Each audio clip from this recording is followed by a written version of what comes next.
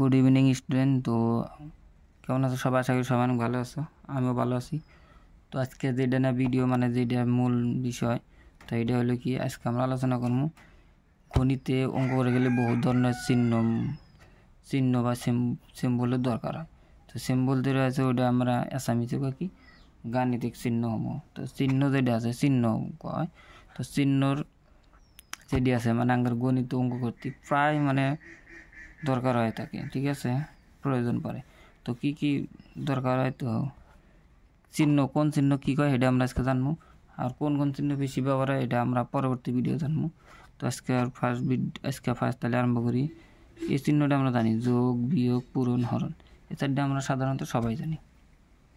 তারপরে যেটা হলো যোগ বা বিয়োগ, বিয়োগ বা যোগ তুলনামূলকভাবে ডাঙর, তুলনামূলকভাবে সৰু, ডাঙৰ অথবা সমান, সৰু অথবা সমান, সমান সমান নহয় যেহেতু গতিকে সৰু নহয়, ডাঙৰ নহয়, প্ৰায় সমান, সৰ্বসম, সৰ্বসম নহয়, কোণ, ত্রিভুজ।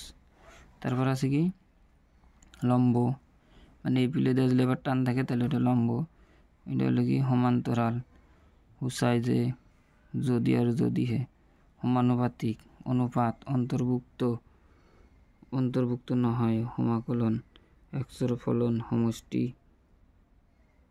বীর এত মূল্য, এক্সর পরম মূল্য, এটা থাকলে মানে এক্সর পরম মূল্য। এটা হলো কি এক্সর গড় মান, এ বি চাপ, গরিষ্ঠ চাপ, লঘিষ্ঠ চাপ, কি এ বি রেখাখণ্ড উপরের আঁচটা সিধা থাকলে মানে রেখাখণ্ড, আর থাকে তাহলে চাপ। তো এটা হলো কি রশ্মি, এটা হলো কি রেখা। তারপরে নাই তো এডি সিম্পল। তার মধ্যে প্রায় আইডিয়া আছে যেটা আঙ্গের মেট্রিক পরীক্ষার মধ্যেও প্রয়োজন পড়ে। তো মেট্রিক পরীক্ষার জন্য যারা প্রস্তুতি নিতে চাবা, যারা মেট্রিক পরীক্ষা দিবা, তাদের জন্য এই ভিডিওটা খুবই দরকারি। তো তারা সবাই মনোযোগে দেখো ভিডিওটা। আর ভিডিওটা যদি ভালো লাগে তো লাইক করে দিও, আর চ্যানেল নতুন সাবস্ক্রাইব করে দাও এই ধরনের ভিডিও পাওয়ার জন্য। আজকের পরে আনি, বাই বাই, টাটা, সবাই ভালো থাকো, সুস্থ থাকো।